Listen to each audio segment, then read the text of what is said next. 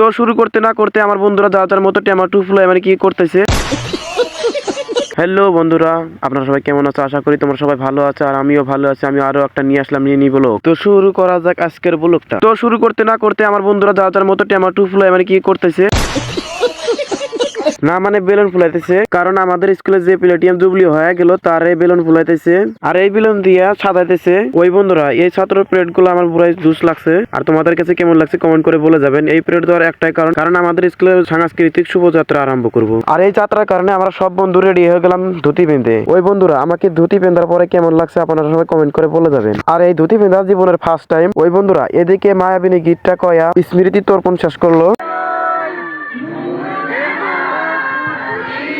আর যাত্রা দানে রেডি হয়ে গেলাম আমরা সব বন্ধুরা। ওই বন্ধুরা, আমার হাতে থাকা জিনিসটার মধ্যে কি লেখা আছে আপনারা সবাই কমেন্টে বলে যাবেন। ওই বন্ধুরা, আপনারা ভাবো না এই যাত্রার মধ্যে খালি ছেলেরা যাবো না, মেয়েরাও যাবো। তারপরে ব্যাংক পার্টি সাথে নিয়ে যাত্রা আরম্ভ করলো। আর এই যাত্রা বহুত ছাত্র হয়েছিল, কারণ ক্লাস 6 থেকে 12 পর্যন্ত ছাত্র সবাই এখানে জড়িত আছে। ওই বন্ধুরা, এটা যাওয়ার দৃশ্য আর আসার দৃশ্যটা দেখো, পুরাটাই এলোমেলো।